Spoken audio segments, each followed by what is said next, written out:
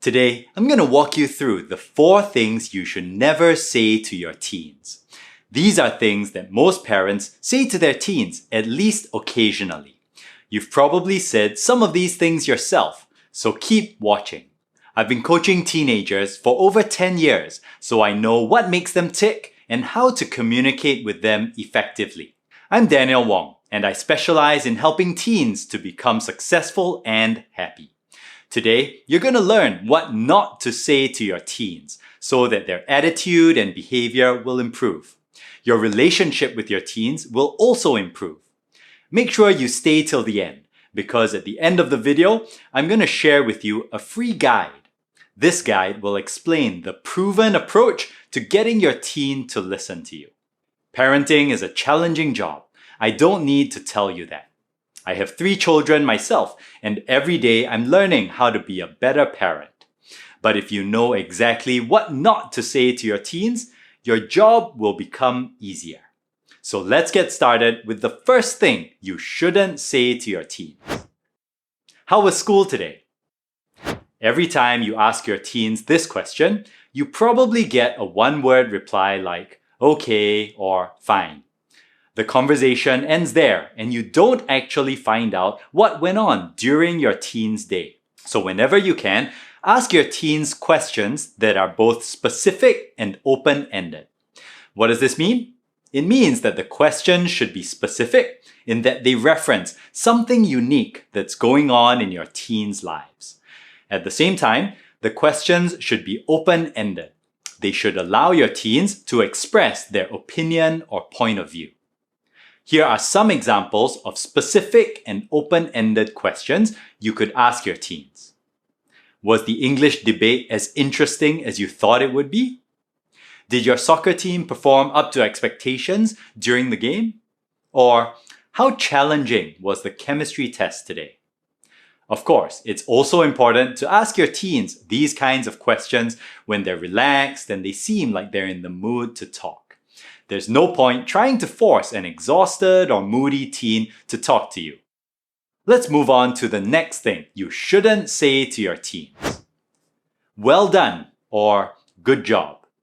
You might be surprised that I'm encouraging you not to say well done or good job to your teens. After all, those seem like positive things to say, right? There are 2 reasons why it isn't a good idea to say these things to your teens. First, it encourages your teens to be more outcome-oriented instead of process-oriented. Countless studies have proven that teens who are more process-oriented are more motivated, resilient, and successful as compared to teens who are more outcome-oriented. Process-oriented teens focus on improving and developing, while outcome-oriented teens focus on what they want to achieve. The research shows that process-oriented teens find joy in the journey of mastering concepts and skills. The success they achieve is just a byproduct of this healthy learning attitude. In contrast, outcome-oriented teens think too much about what they want to accomplish, so they frequently become discouraged and anxious.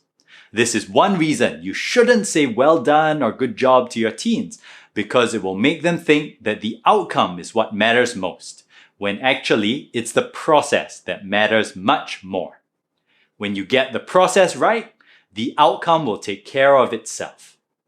The second reason you shouldn't say well done or good job to your teens is that it can make them psychologically and emotionally dependent on your praise and approval. After all, you don't want your teens to become addicted to the approval of others. You want them to develop a strong internal compass and sound values. You want them to make good decisions based on those values. You don't want them to continually make choices just because of what other people will think. So what can you say instead of well done or good job?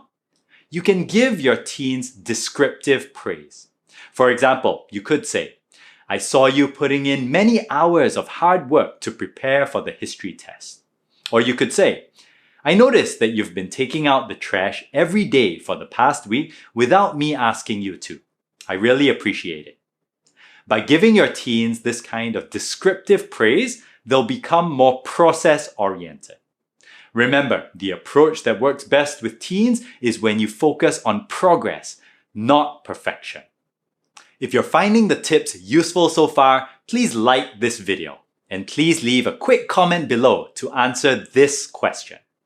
What do you most frequently nag your teens about? Now let's talk about the next thing you shouldn't say to your teens. You should be more grateful. The truth is, most teens probably should be more grateful for what they have.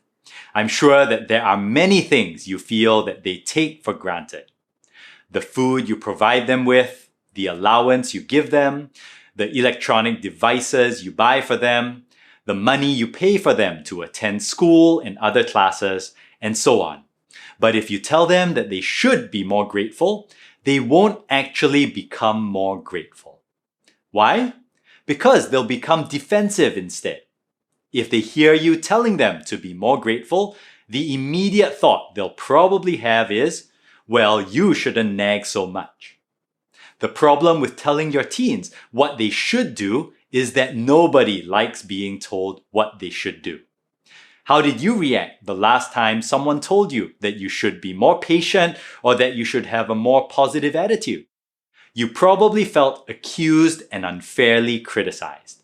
That's how your teens feel when you tell them to be more grateful. What should you do instead? First, be a gratitude role model for your teens. Do you find yourself frequently complaining about the weather or about your boss or about the government? If you do, it will be an uphill battle for your teens to cultivate a spirit of gratitude.